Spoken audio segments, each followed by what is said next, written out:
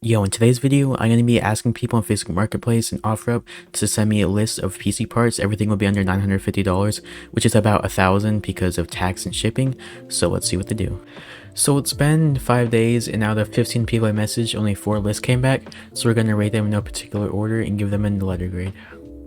Alright, so the first one, we have a 16 gigabytes of 3600 megahertz RAM for $66. That's pretty good. 1 terabyte SSD, yeah, 600 watt power supply, and an H510 case. So far this list is pretty good, and we have a Ryzen 5 3600 and a B450M, as well as a 1650, which isn't the greatest card, especially if you're paying $1,000. So yeah, I'm gonna give this rating about a B+, only because I feel like you could cut corners in some other spots and get a better graphics card. So on to the next one. So this next list is a 10150F, which is a pretty good budget processor.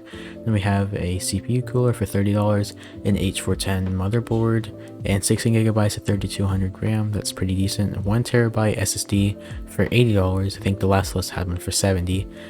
Ooh, an RX 6600 XT for $600.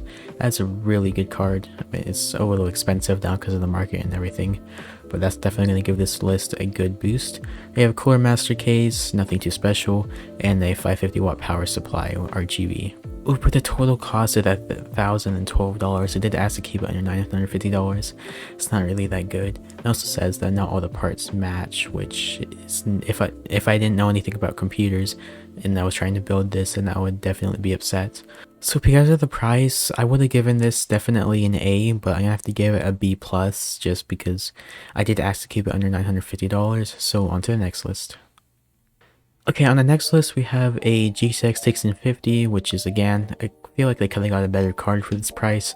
And you have, looks like 3600 megahertz of 16 gigabytes of RGB RAM by Corsair. It's always a good option, and it looks nice. You have a B550 motherboard, $140. I think you maybe could have gone for something cheaper. Ooh, a 500 gigabyte SSD for $180. Like, there was a 1 terabyte for $79. This is $100 more, and it's half the storage. That's definitely not good. Alright, and then you have a 500 watt power supply, pretty standard. $50 for RGB fans in your case? You could just get a case that comes with 3 of them. Like, that is so expensive. You definitely could have used that money towards a better graphics card. And then a $100 case, Corsair 4000. I mean, it's definitely good. You could have gotten something cheaper, save, definitely cut costs, and get a better graphics card.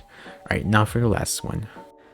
I forgot to give this one a letter grade, so I'm gonna have to give it a C+. Alright, for the last list, we have a Ryzen 5 5600X. That's always a good processor. It's $300, so I wonder what other parts there's gonna be. Maybe they won't be the greatest because you have to cut costs somewhere.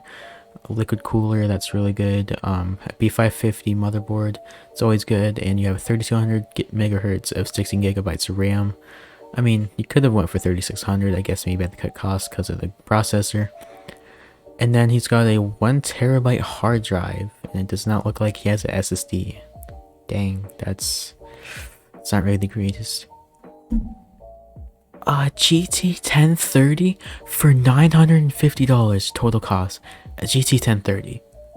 The integrated graphics in this processor would have performed way better than what this card does. You'd be doing yourself worse if you actually use a graphics card. If I didn't know anything about computers and I built this computer, I'd be very upset. Then you have an $85 case and a EVGA 550 watt power supply. Okay, I'm gonna have to give this listing probably a C-, just because of the SSD and the terrible graphics card. Alright, so that's gonna be it for this video. Thank you for watching, and let me know if you want more videos like this. Goodbye.